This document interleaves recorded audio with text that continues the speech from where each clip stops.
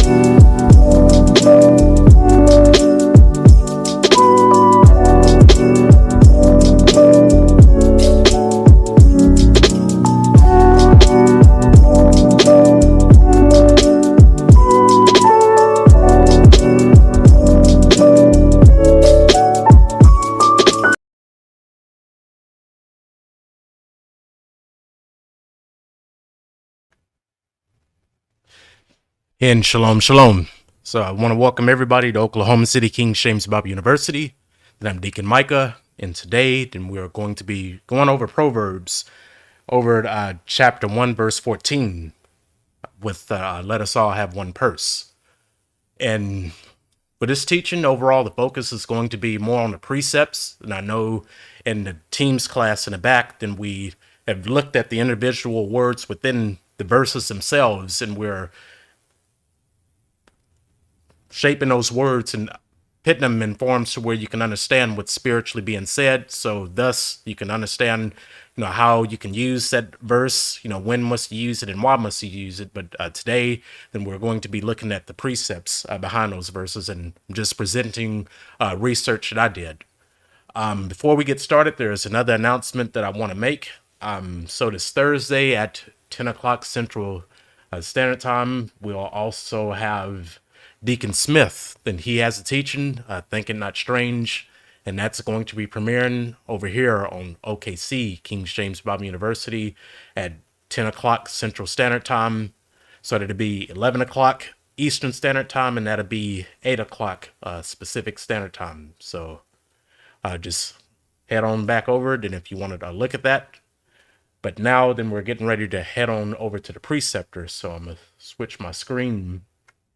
And here we are. So we're already at our first box, and we're already got Proverbs 1 and 14 there. So then I'm going to go ahead and read it off. So we have Proverbs 1 and 14. So cast in thy lot among us.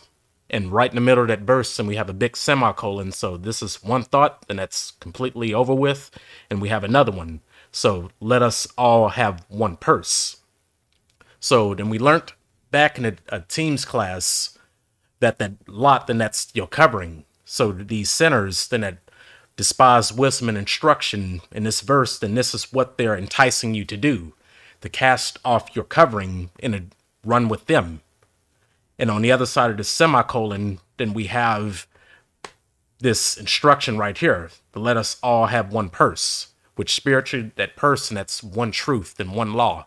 So, what we're going to look at before we dig down into the precepts, it's in this text box. Then I'm going to pull up a KJV online and we'll look at a few things. So now then we're in a KJV online and we have Sirach chapter 11, verse 16. So this is in the Apocrypha, and what we're looking at right here is verse 16. So error and darkness had their beginning together with sinners, and evil shall wax old with them that glory therein. So we're looking at this to show you, what covering, what path that these sinners are going to be walking in error and in darkness. And another thing that we'll look at is we'll head on over to Proverbs and we'll go to chapter 1, verse 7. So we'll head on over there while we're in the KJV online before we get back into the preceptor. So we're on chapter 1, verse 7. And here we are. So the fear of the Lord is the beginning of knowledge, but fools despise wisdom and instruction. So, those two verses that I just read off, then at Proverbs 1 and 7 and at Sirach 11 and 16 is things that you have to consider when looking at these sinners that's talked about in chapter 1, verse 11 and 12. So they're clearly, then it's on another path. And we can also see this when you go down to Romans chapter 10, verse 3.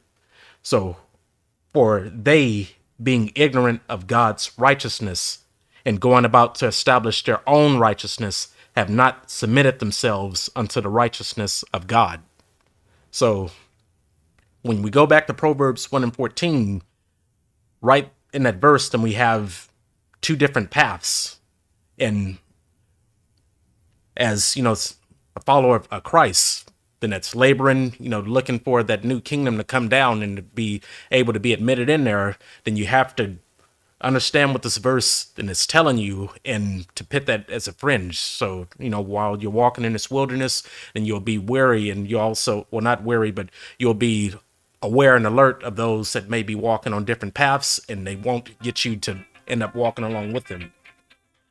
So we have First Maccabees chapter 1, verse 41 and 42. And this is, just another precept to tie in to these sinners that want you to cast in your covering amongst them. So we have First Maccabees 1 and 41 and 42, and also 43 and 49. So moreover, King Antiochus wrote to his whole kingdom that all should be one people, and everyone should leave his laws. So then this is what's going on. Then as you're joining into that King Antiochus' kingdom, you're abandoning your laws to join his, and everybody is mixing in, which that's what we shouldn't be doing. So all the heathen agreed according to the commandment of the king, and many also of the Israelites consented to his religion and sacrificing to idols and profane the Sabbath, to the end that they might forget the law and change all of the ordinances. And excuse me real quick, just wait a sec.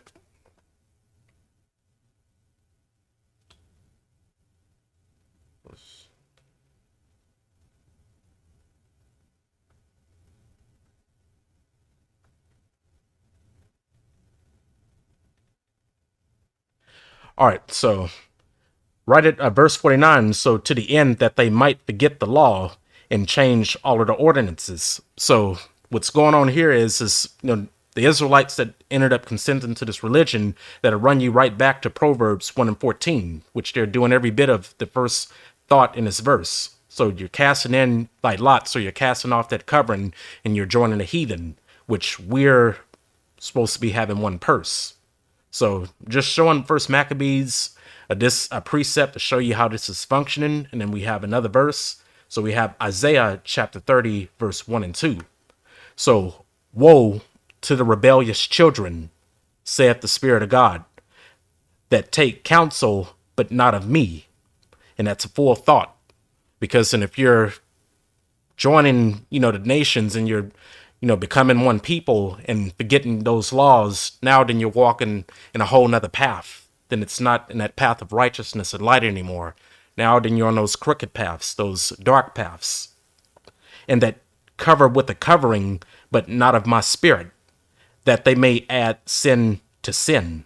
Because we had already seen in Sirach 11 and 16 that error and darkness, and it has their way with sinners that walk to go down into Egypt, so back into bondage, and have not asked at my mouth to strengthen themselves in the strength of Pharaoh and to trust in the saddle of Egypt, which that's not what you want to do.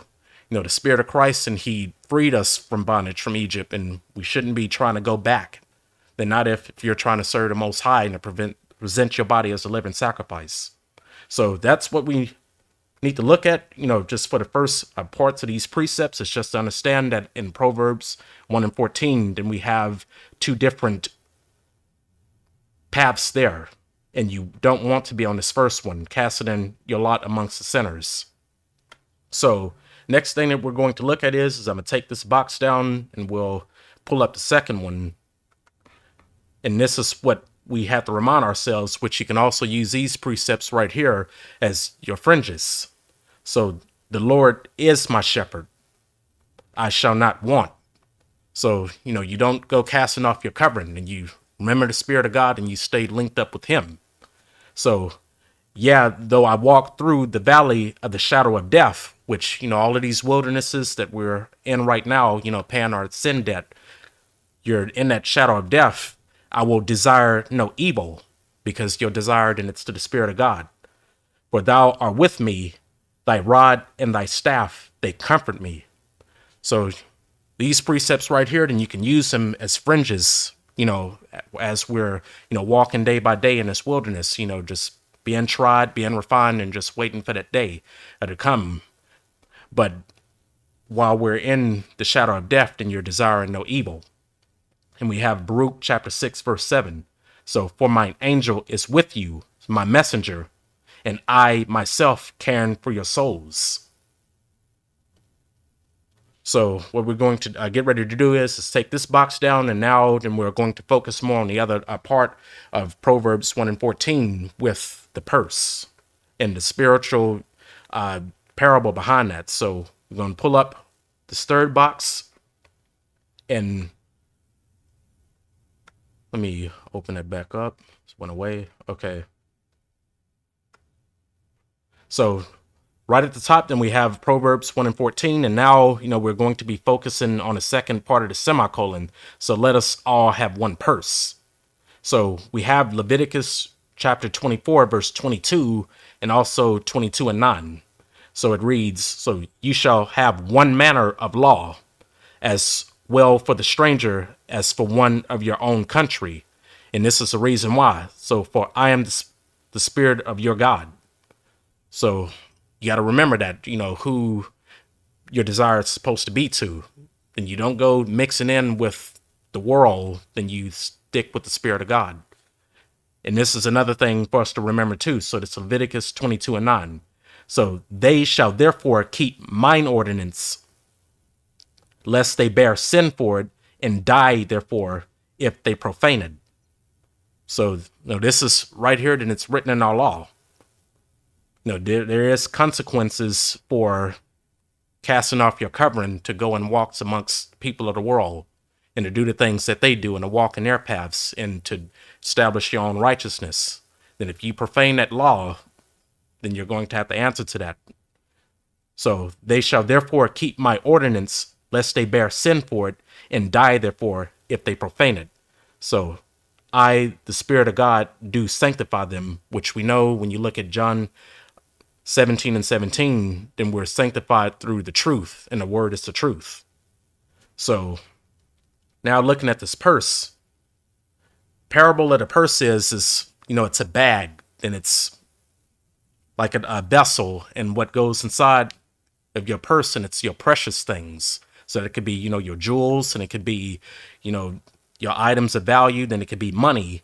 But spiritually, when you look at the purse, then what goes inside is that truth. Then it's the same thing with an ark, where inside of the ark, the heart, the law goes in the inside.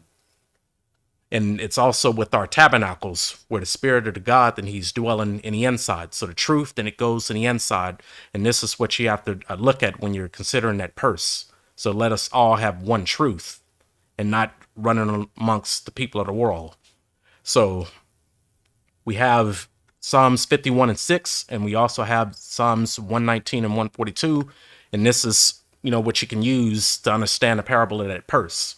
So remember, thou desirest truth in the inward parts, which that's what's inside of that purse. Then it's inside of the ark, and it's also inside of us in our hearts. And in the hidden part, thou shalt make me to know wisdom. So we just remember that, behold, thou desirest truth in the inward parts. And to understand what that truth is, we have that Psalms 119 and 142.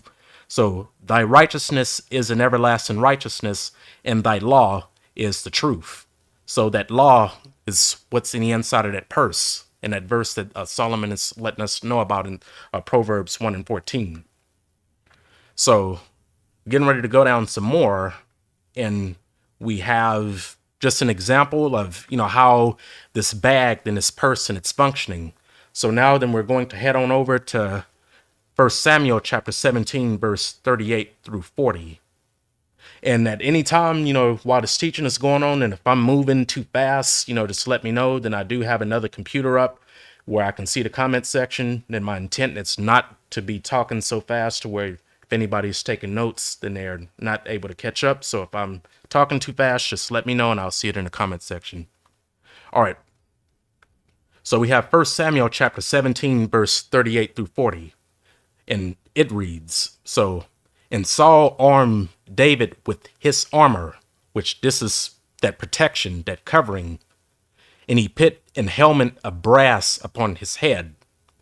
So we know that Saul, then he's arming David with this armor to get ready to do this battle with Goliath. But the thing is you have to look at this battle on a spiritual side and not on a carnal side. Which, when you look at Ephesians, it'll let you know what this armor is talking about. So the breastplate, the armor, the shield, the helmet, and he put a helmet of brass upon his head. And he also armed him with a coat of mail. So this is what Saul, and he ended up doing for David, but there's a problem with this. So we get in verse 39, and David girded his sword upon his armor, and he essayed to go. That's the problem right there. David then wasn't going to go with that armor. And this is why. For he had not proved it. And David said unto Saul, so I cannot go with these. Reason why? For I have not proved them. And David put them off him. And the thing, with these armors is when you go over to the book of Numbers, then it lets you know that, well, actually, let me go ahead and pull that precept up. So we're going to go over to Numbers. I'm going to pull it up. You see, go to chapter 31. And we'll go to verse 22 and 23. All right. And actually, we'll pick it up at verse 20, actually. So, and purify all your raiment, and all that is made of skins, and all works of goat's hair, and all things made of wood, which all of this is spiritual. And Eleazar the priest said unto the men of war which went to battle, this is the ordinance of the law which the Lord commanded Moses. So only the gold and the silver, so the brass, the iron, the tin, and the lead, everything that may abide the fire, which that's spiritual, you shall make it go through the fire, and it shall be clean. Nevertheless, it shall be purified with the water of separation, and all that abideth not the fire, you shall make go through the water. So the knowledge. So the thing with David is that this covering that Saul was arming David with, and he hadn't proved that yet. And the thing is instead of using that armor, then he ended up pitting it off. And then when we look at verse 40, and he took his staff in his hand and chose him 5 smooth stones out of the brook and put them in a shepherd's bag, which he had even in a scrip, and his sling was in his hand, and he drew near to the Philistine. So going back to verse 40, then we have to chew on this. So when you look at these 5 smooth stones, then this is spiritual. Then you just don't look at that carnally. Then those stones, then it has a functioning definition in scripture. And we know that these 5 smooth stones, then they went in the bag.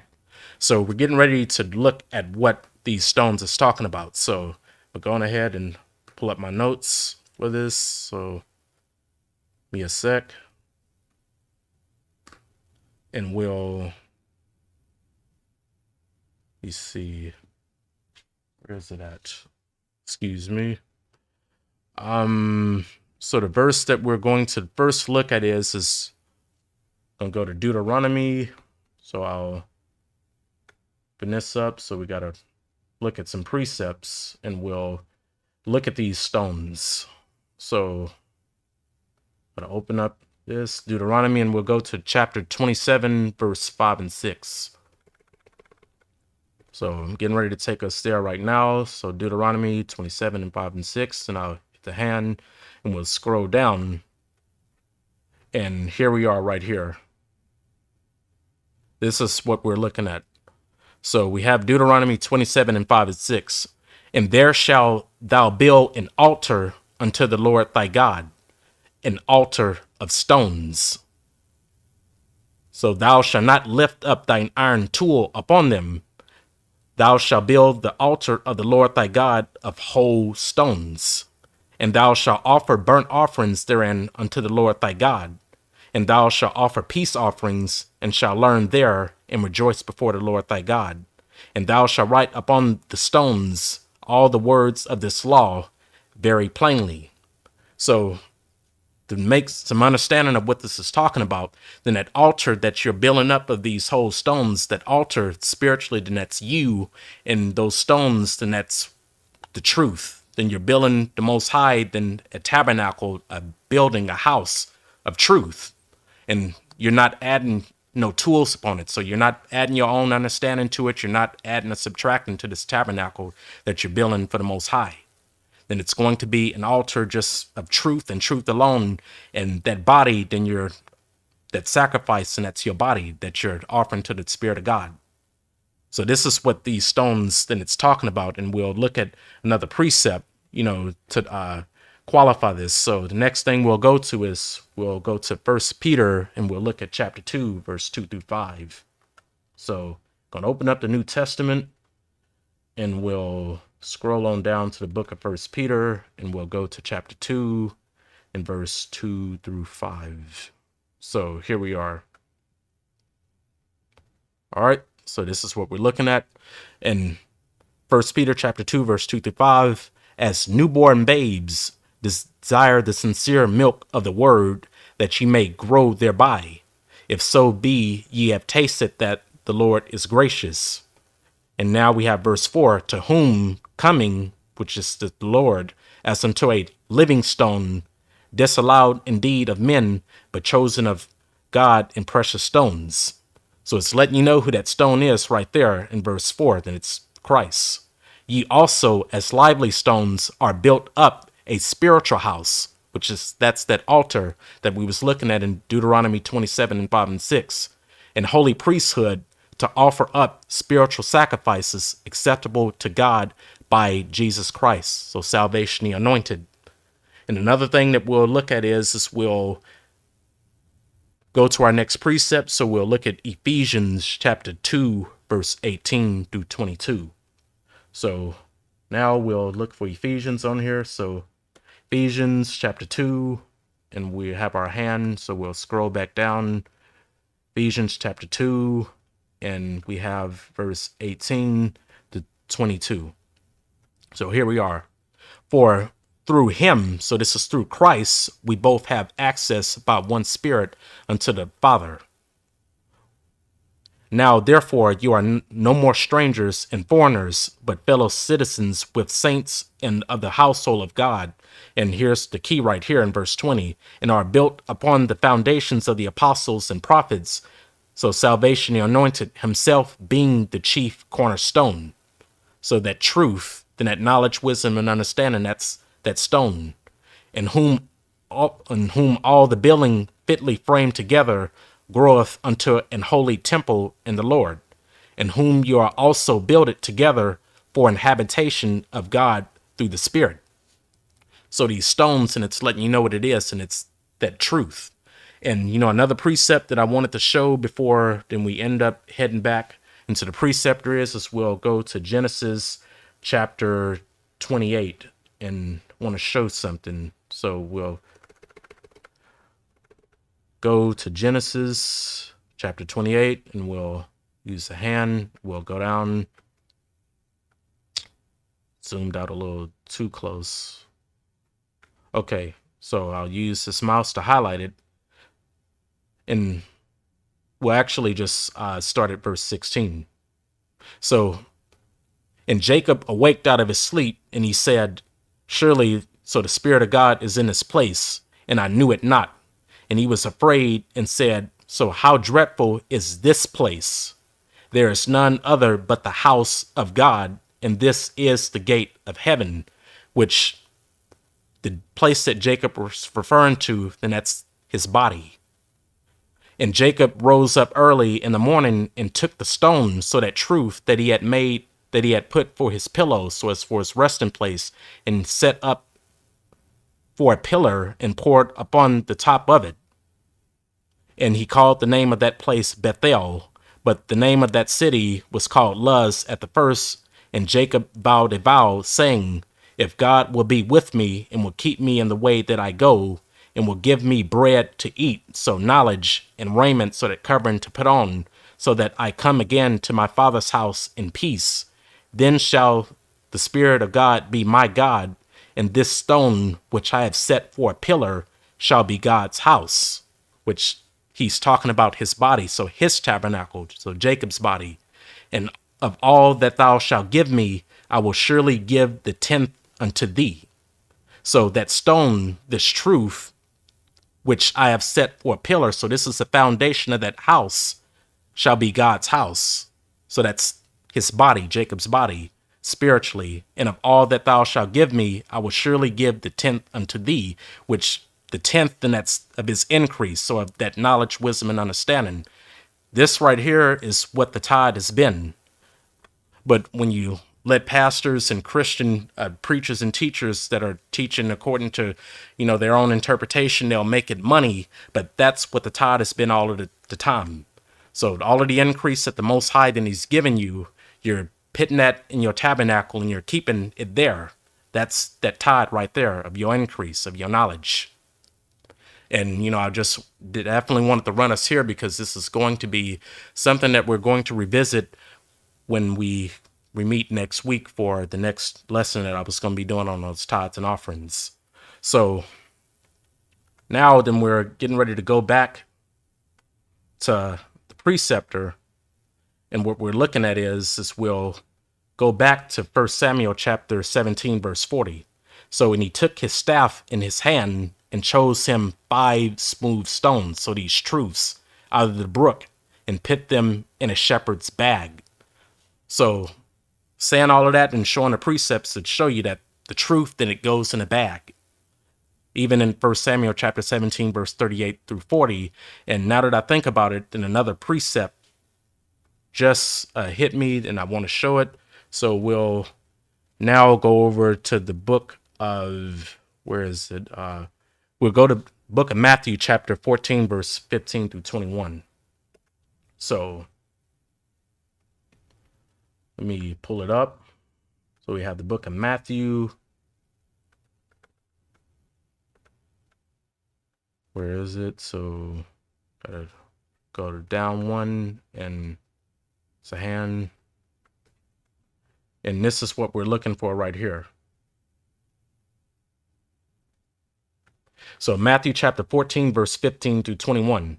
And when it was evening, his disciples came to him saying, so this is a desert place, so it's a wilderness, no bread, no water, and the time is now past. So send the multitude away that they may go into the villages and buy, so redeem themselves of victuals, so bread, food to eat.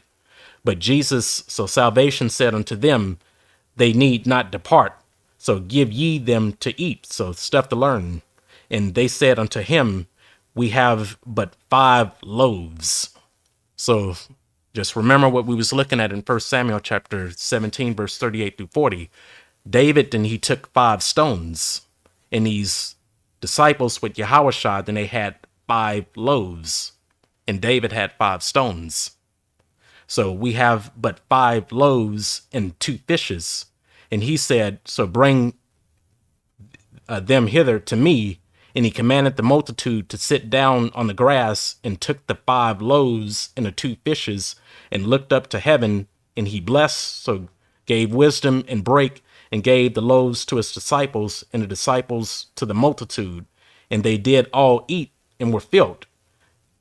And then when you look at verse 21, which now just highlight this one, and they that had eat so learnt were about 5,000 men, besides women and children. So this is including the women and children. And when you look at this, you know that this is spiritual, because can you feed 5,000 people with 5 loaves of bread and with 2 fishes? So, those 5 loaves, and that's the first 5. And those 2 fishes, and that's the 2 royal commandments. So thou shalt love the Lord thy God with all of thy heart, mind, soul, and strength, and love thy neighbor as thou love thyself. So when we go back over to 1 Samuel chapter 17, verse 38 through 40, and you look at these 5 smooth stones that he took out of the brook and put them into a shepherd's bag, it's letting you know what he took with him instead of Saul's armor. And he took these 5 truths, these smooth stones, and that's what he used to combat Goliath with. So before then I move on, let me see. Okay. All right. So now then we'll look at some more precepts, and that's just showing you how this bag is functioning. Now we have Judith, and we have chapter 10, verse 5. So then she gave her maid a bottle of wine and a cruse of oil. So she's given her these spiritual things. And look at this right here. So moreover, in verse 5, and filled a bag. So there's that bag again, with parched corn. So that's spiritual. And lumps of figs, that's spiritual too. And with fine bread. So she folded all these things together and laid them upon her. So you see that the precious things, and it's going inside of this bag, so this purse. And now we'll go down some more, and we'll look at Genesis chapter 6, verse 21. So this is now, looking at what was going on during Noah's time, during the ark. So, and take thou unto thee of all food that is eaten, and thou shalt gather it to thee. So that's the commandment. And it shall be for food for thee and for them. So the people that's going in the ark, then his food is going in there inside of the heart of God. And we'll see what this food is talking about when you look at Leviticus 22 and 7. And when the sun is down, he shall be clean, and shall afterwards eat of the holy things. That's one thought, and then we have another one, because it is his food. So you see what's going in its ark, what's going in its box, and it's the holy things that's going in the inside, and it's running you right back to what Psalms 51 and 6 is saying. So behold, remember, thou desirest truth in the inward parts. So this is what's going inside of that bag. And now, we have Deuteronomy chapter 31, verse 26. So now we're looking at the ark that was built. So take this book of the law and put it in the side of the ark of the covenant of the Lord your God, that it may be for a witness against thee. Then we have Exodus 40 and 20. And he took and put the testimony into the ark, and set the stake on the ark, and put the mercy seat above the ark. So you see the truth, and it's going in the inside. And then we have one more verse. So we have Jeremiah chapter 31, verse 33. So, but this shall be the covenant that I will make with the house of Israel. So after those days, saith the Lord, I will put my law in their inward parts and write it in their hearts, and it will be, and I will be their God, and they shall be my people. So when we go back up to Proverbs 1 and 14, so we're looking at the second thought, let us all have one purse. So this one law. So before we move forward, then I'm looking at the comment section. And I just want to make sure, does everybody understand what's going on? Is there anybody lost? So I'm just going to wait a few seconds and see what everybody has to say.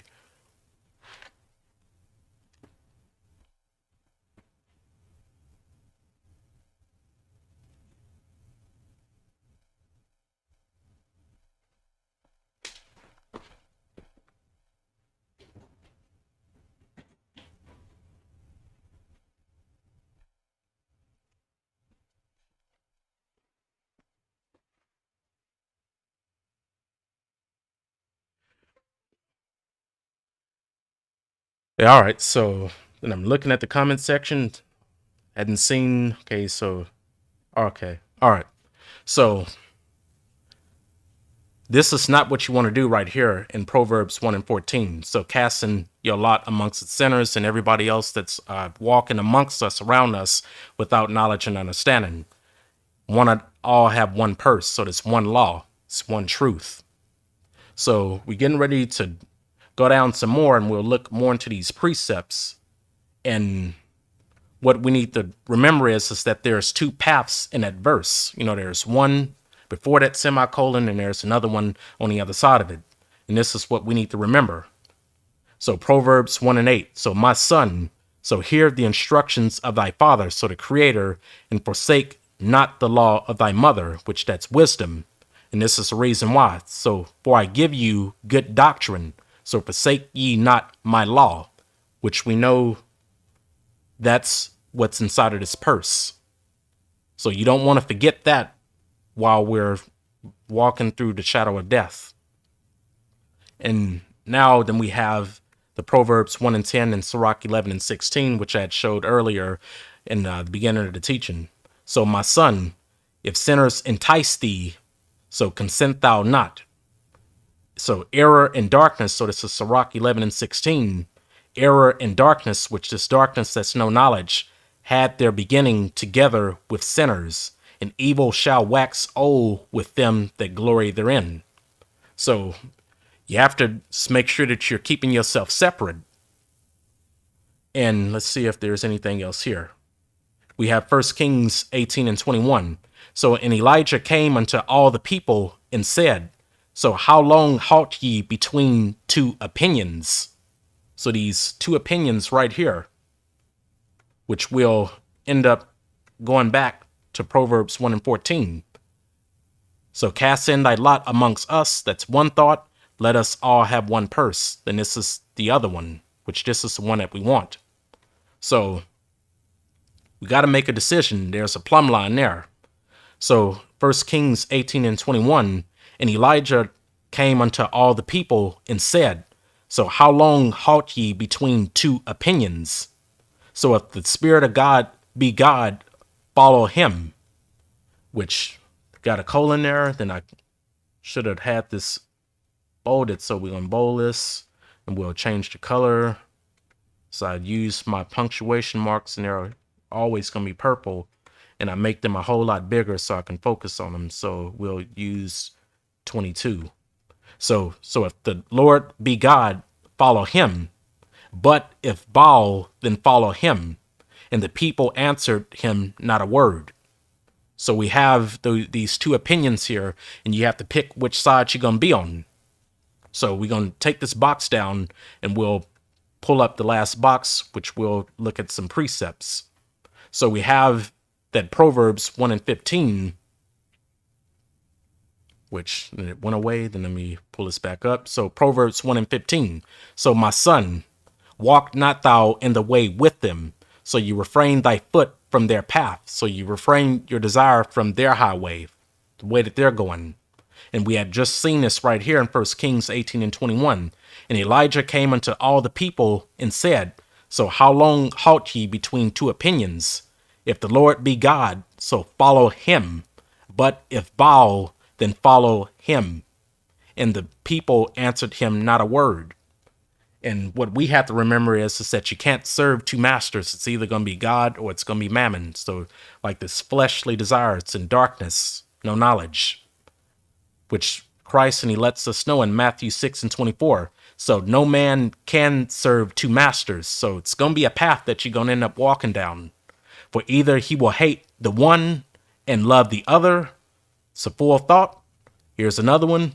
Or else he will hold to the one and despise the other. You cannot serve God and mammon. So just showing you the plumb line as it's opening up in Proverbs. So now then we have a precept coming out of the law.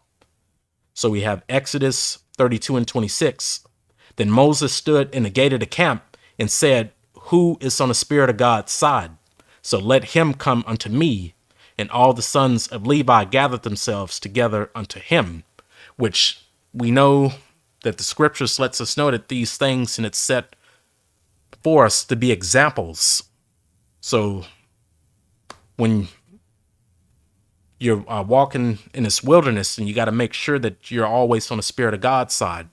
So, you discern people, you listen to what they have to say, then you're watching their actions, you're watching the fruits that's on that tree, and you're judging them according to this knowledge that's in this Bible. Then if they're doing things that are contrary to the Spirit of God, you have to keep yourself separate, because you don't want to align yourselves up with this crowd right here, and then you end up getting the same judgment that they get.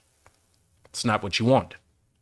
So we have Proverbs 9:6. So forsake the foolish. So these people that don't have knowledge, which we had just seen that in Proverbs chapter 1, verse 7, which, I'll end up reading that out.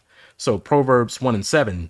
So the desire of the Lord is the beginning of knowledge, but fools despise wisdom and instruction. And we have Proverbs 9:6, just going back to it. So forsake the foolish and live. This is what we have to do. And go in the way of understanding. So when you end up coming into these times in your life where you have to make that decision, am I going to compromise to fit in with this crowd, or am I going to stand strong for Christ and, not defile myself or to walk in this darkness? Got to choose which path that you're going to walk down. And that's, just a choice that every last one of us individually is going to have to make. And it's something that you will make within yourself, and you don't have to go speaking about that publicly to other people. Then it's the path, the choice that you'll make. But Solomon, he's letting us know that it should be to forsake the foolish and live and go in a way of understanding. So now we have Ephesians 4:17 through 19. So this I say therefore, and testify in the Lord, so the Creator, that ye henceforth walk not as other Gentiles walk in the mind. So they're walking in the vanity of their mind. So in the vanity of their mind, having the understanding darkened, being alienated from the life of God through the ignorance that is in them because of the blindness of their heart. So their heart, then it's darkened, who being past feeling have given themselves over unto lasciviousness, to work all uncleanness with greediness. So these uncleanness, and these are all different sorts of acts that are contrary to the Spirit of the Most High, which you don't want to end up doing these things. So now we'll look more at the path that these Gentiles walk. So, these next sort of precepts that I have up, we'll end up diving into these. So we have Proverbs 1:16.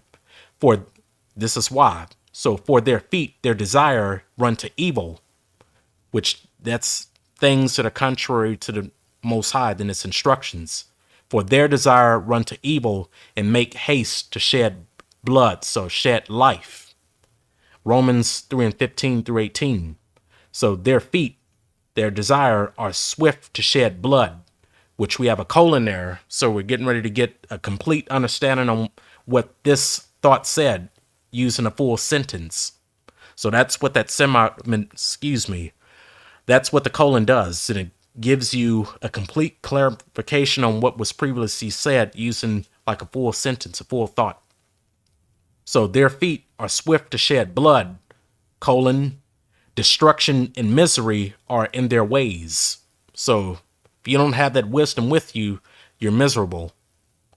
So we have a colon here, and it's going to give you more clarification on what this was saying. So using this full thought. And the way of peace have they not known. And we have another colon there. So there's no fear of God before their eyes. This is why then you have to watch out. Then you don't want to get caught up with this crowd. So now we have Isaiah 59 and 7 and 8. So now we have Isaiah weighing in on this. So their feet, so their desire run to evil, and they make haste to shed innocent life. So their thoughts are thoughts of iniquity, of sin. And that's a full thought by itself. So wasting and destruction are in their paths. And the way of peace they know not, which is exactly what Paul is saying. So these are multiple witnesses right here. And there is no judgment, so no doctrines and teachings in their goings, which we're getting ready to get another full clarification. So they have made them crooked paths. They're establishing their own righteousness. They're walking in their own ways. So whoever goeth therein shall not know peace. So you don't want to get caught up with that. That's the whole point. Got to have one purse, and you don't cast in your covering. So now we have the law. So we have Exodus 23 and 2. So thou shalt not follow a multitude to do evil. So to do things that's contrary to the Spirit of God. And that's a full thought by itself. And this is what we need right here. So thou shalt not follow a multitude to do evil. Full thought. Neither shalt thou speak in a cause to decline after many to wrest judgment. So doctrines and teachings. And family, then this one, then I kept it short. But these are the precepts that I ended up digging into while I did my own homework. Hopefully, then this was spiritually edifying. Then I'm looking at the comment section, and I just want to see, is everybody A-okay? Is anybody, need any help? Anybody lost? So I'm just looking at the comment section, and I'll wait a couple of seconds to see what everybody has to say before we end up closing this out. So in this as well, then I'll end up putting this file in my preceptor class. So then if you're in Microsoft Teams, then you'll be able to get this and to look at it if you want to look over this again. So, all right. Sweet. And just one thing before I head on out, just want to also show this again. So Deacon DeForest Smith and his teaching, then it's going to be this Wednesday morning at 10 o'clock Central Standard Time. So that's going to be 11 o'clock Eastern Standard Time, and it'll be 8 o'clock Pacific Standard Time. So, just if you have some time, then tune on over to catch that. But with further ado, then I'm going to go ahead and head out. Thanks for tuning in. Until next time, peace.